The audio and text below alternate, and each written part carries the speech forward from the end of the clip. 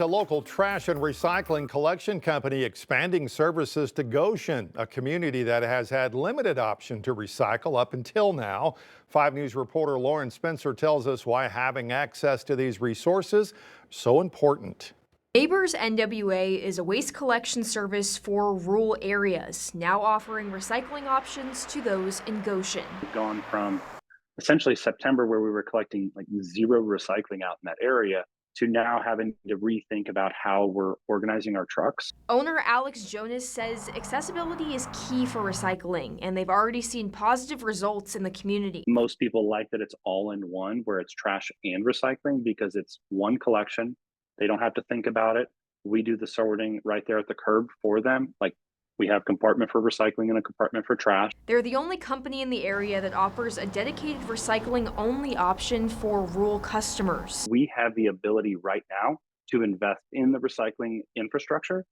And I feel like it's going to take haulers like Neighbors NWA and teams to say, okay, let's put a little bit of effort into this. We only have one landfill in Northwest Arkansas, and it's filling up quickly, and a lot of what we send to the landfill could be diverted, either through recycling or through composting. Taylor Osborne is the sustainability coordinator for Boston Mountain Solid Waste District. They transport the materials to the processing facilities. She says options for recycling are not very common in rural areas. One way to get people recycling is to educate them and let them know what is recyclable in their community, but also to make it convenient. We 100% support what Neighbors NWA is doing with rural curbside recycling. Covering news where you live, Lauren Spencer, 5 News.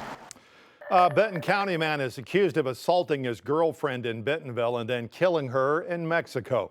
Johan Lopez arrested in July for domestic battery against Nathalie Corona, but missed his August arraignment. Police believe Lopez, Corona, and their child went to Mexico, but only Lopez and his child came back. Mexican police later found the woman's body in September. Lopez appeared in Benton County Court yesterday for a hearing. He is in jail tonight on a $1 million bond. Governor Sanders signing 2 bills this week that are expected to reshape Arkansas's alcohol industry. One bill increases the number of liquor licenses each person or corporation can have. Right now, state law limits the number to 1, but when the new law takes effect, it'll increase to 3, but only for counties with more than 200,000 people. What we're trying to prevent is maybe a large conglomerate from coming in and pushing out all the other businesses in the state.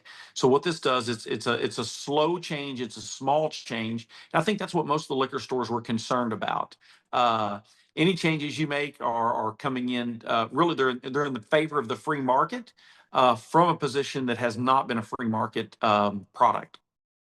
The other bill the governor signed allows grocery and convenience stores to deliver alcohol. Right now, only liquor stores are allowed to do that. Both changes will take effect 90 days after the end of this legislative session. Arkansas power companies at the state capitol today to support a bill that would help upgrade the state's infrastructure. It's called the Generating Arkansas Jobs Act of 2025. Rebecca Brown has more from the Capitol on why lawmakers think the plan will spark economic growth.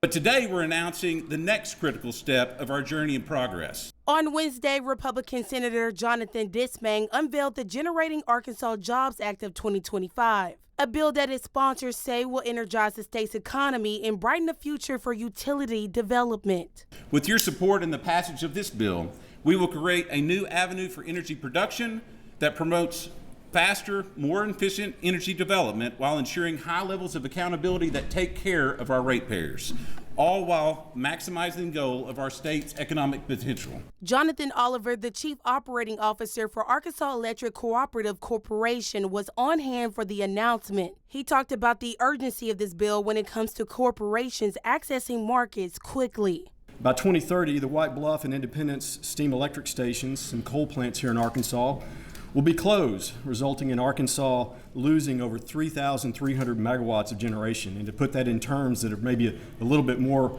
related to you, that's 3.3 million kilowatts. You see kilowatt hours on your bill at your home.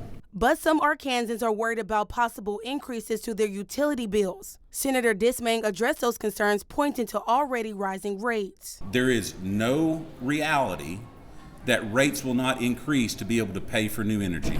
And so it is how do we want to do it? Do we want to do it the most economically efficient way that we can, which I believe is the path of this bill, or do we want to do it our old model, which will ultimately cost ratepayers more? Other lawmakers say it will keep utility rates below the national average and create more jobs across the state. Do we want to invest in Arkansas's future for our children and our grandchildren?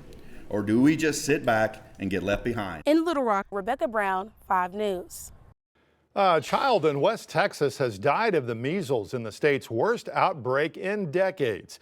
It is the first measles death in the U.S. in 10 years. The child was school-aged and had not been vaccinated against the disease. Texas outbreak is the state's worst in nearly 30 years. At least 124 cases have erupted across 9 counties there. At the Lubbock Hospital where the child died, more than 20 patients have been hospitalized with the disease, mostly infants and school-aged children, all of them unvaccinated. We have known that we've had measles in our community. We are now seeing a very serious consequence of what happens when we have measles in our community.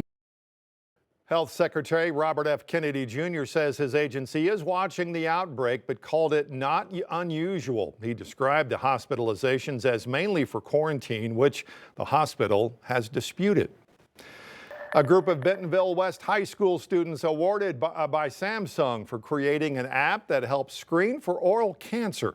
School was one of 50 across the nation to win a $12,000 technology package from the company as part of its Solve for Tomorrow STEM competition. Trio says they created the app because they knew someone who had a stressful time during the cancer screening process.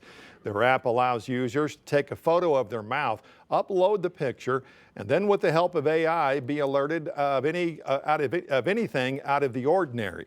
Students are now moving on to the national stage of competition. They will be making a 3-minute long video to submit to Samsung to hopefully be one of 10 winners and have a shot at winning a $100,000 prize package for their school.